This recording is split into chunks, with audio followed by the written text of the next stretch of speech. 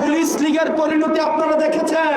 দয়া করে পুলিশ দল হওয়া দরকার নাই। আপনারা লীগের পুলিশ হয়ে কি পরিণতি হয় সেটা আপনারা দেখেছেন।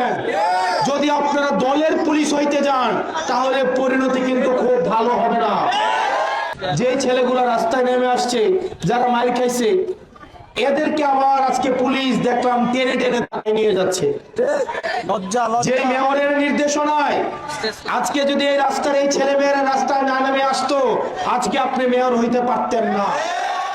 যদিও আপনি মেয়াদ উত্তীর্ণ অবৈধ মেয়র, আপনার হাসিনার সব নির্বাচনকে আপনি অবৈধ বলেন, কিন্তু আপনার নির্বাচনকে আবার আপনি বৈধ বলেন। হাসিনার সবই খারাপ, শুধু আমার নির্বাচনটাই ভালো। এই ধরনের দ্বিচারিতা করে এই যে মেয়াদ উত্তীর্ণ মেয়র, এই মেয়র শিক্ষার্থীদের পিছনে এই পুলিশদেরকে লেলিয়ে দিয়েছে। আর পুলিশ ভাইরা আপনাদেরকে কি বলবো, প্রত্যেকটা দিন আমরা আমাদের জায়গা থেকে পুলিশের স্বাধীনতা এবং সুরক্ষা নিশ্চিত করতে চাই।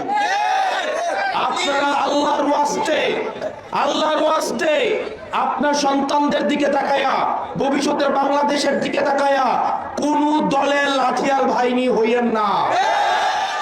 পুলিশ লীগের পরিণতি আপনারা দেখেছেন। দয়া করে পুলিশ দল হওয়া দরকার নাই। আপনারা লীগের পুলিশ হয়ে কি পরিণতি হয় সেটা আপনারা দেখেছেন। যদি আপনারা দলের পুলিশ হইতে যান তাহলে পরিণতি কিন্তু খুব ভালো হবে না। আপনারা বাংলাদেশের পুলিশ হয়ে উঠুন, বাংলাদেশের জনগণের পুলিশ হয়ে উঠুন।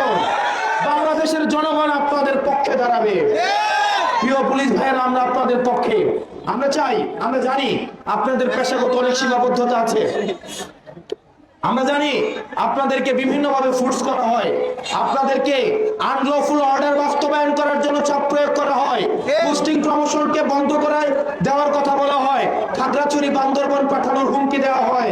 এই বিষয়গুলো আমরা জানি, কিন্তু আল্লাহর রাস্তে এই দেশের দিকে তাকায়া, জাতির দিকে তাকায়া, এই স্কুল কলেজের বাচ্চাদের দিকে তাকায়া, স্কুল কলেজের ড্রেস পরা ভবিষ্যতের দিকে তাকায়া, আপনার সন্তানের দিকে তাকায়া আর কোন অন্যায্য অর্ডার আপনারা বাস্তবায়ন করবেন না।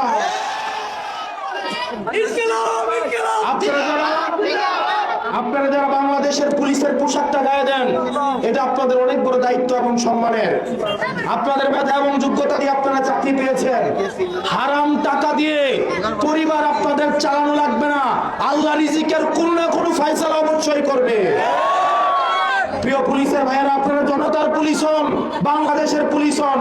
আপনারা বাংলাদেশ আপনাদেরকে ধারণ করবে। এই অবৈধ মেয়র, মেয়াদ উত্তীর্ণ মেয়র শিক্ষার্থীদের এই যে জুলাইয়ের গ্রাফিতিতে এত ভয় কিসের? এত ভয় কিসের?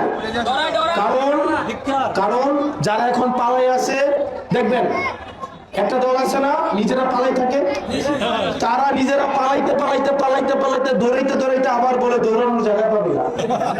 তারা নিজেরাই দৌড়ানোর পরে আছে, আরেকজনে কি বলে? নিজেরাই পালাই আছে, আরেকজনে কি বলে?